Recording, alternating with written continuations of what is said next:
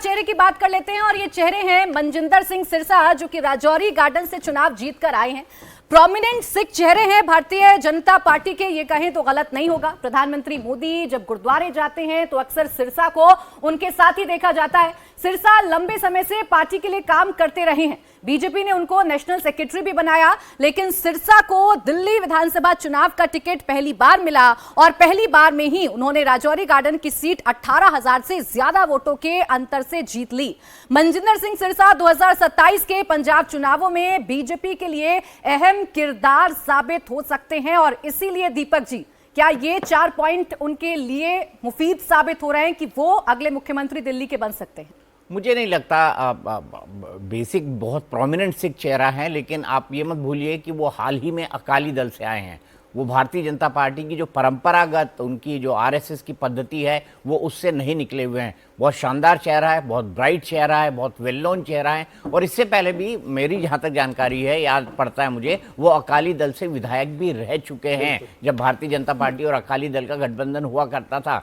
तो मुझे नहीं लगता कि मनजिंदर सिंह सिरसा को मुख्यमंत्री के तौर पर कंसीडर किया। लेकिन जो सबसे ज्यादा बोले हैं वो यही नेता है और पॉइंटर पूरी डिटेल वाइज सबसे ज्यादा अटैक अगर कुछ चुनिंदा नेताओं में से हम कहें तो मनजिंदर सिंह सिरसा उनमें से एक थे।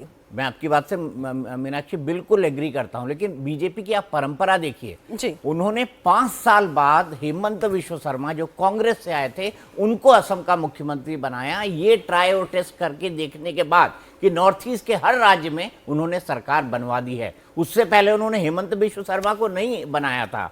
और इसी तरह कोई एकाएक भारतीय जनता पार्टी में किसी दूसरी पार्टी से आता है और यही प्रॉब्लम आगे जो बाकी नाम आएंगे उनमें भी होगी। मुझे इस बात की संभावना न लगती है कि मनजिंदर सिरसा मुख्यमंत्री के चेहरे हों। हाँ, उनको एक मंत्री बनाया जा सकता है। लेकिन जब सिख कम्युनिटी की चर्चा होती है और जब जब प्रधानमंत्री नरेंद्र मोदी किसी भी कार्यक्रम में जाते हैं, किसी भी गुरुद्वारे में जाते हैं, किसी भी फेस्टिवल में शामिल होते हैं विक्रांत जी, तो उनके साथ एक प्रोमिनेंट चेहरा अगर कोई नजर आता है तो वो सिरसा नजर आते हैं।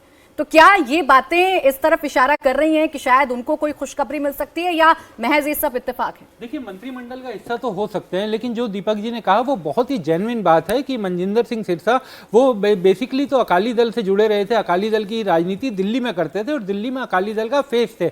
बेसिकली पंजाब अकाली दल और दिल्ली में मोदी बीजेपी के बीच में एक संपर्क सेतु का भी वो काम करते थे अरुण जेटली के समय से। जब वो बीजेपी में अब आ गए तो हालांकि इस बार जब 27 साल बाद बीजेपी एक बड़ा मौका मिला है दिल्ली में सरकार बनाने का, तो मुझे लगता है कि इस बार का जो मुख्यमंत्री होगा, बीजेपी का जो मुख्यमंत्री होगा, वो बीजेपी का खाटी कार्यकर्ता होगा, पूरी तरह से संघ आरएसएस की बैकग्राउंड का होगा। इन्हें जरूर मंत्रिमंडल में हिस्सा दे सकते हैं, क्योंकि बीजेपी दिल्ली का मंत्रिमंडल का स्वरूप इस तरीके का होता है कि उसमें एक सिख चेहरे को जगह दी जाती है और उसमें बिल्कुल वो फिट बैठते हैं। चलिए, मैं एक लाइन मीनाक्षी यहाँ पर जोड़ना चाहता हूँ। वो प्रधानमंत्री के साथ इसलिए रहते हैं गुरुद्वारा जाते वक्त या सभी गुरुद्वारा के कार्यक्रमों में, क्योंकि वो जो गुरुद्वारा प्रबंधक कमेटी है उसके प्रबंधन से जुड़े हुए हैं। वहां पे 2 गुट लड़ते हैं, तो एक गुट जो प्रो अकाली दल है, मनजिंदर सिरसा उसका नेतृत्व लंबे समय से करते हैं, बहुत समय से कर रहे हैं।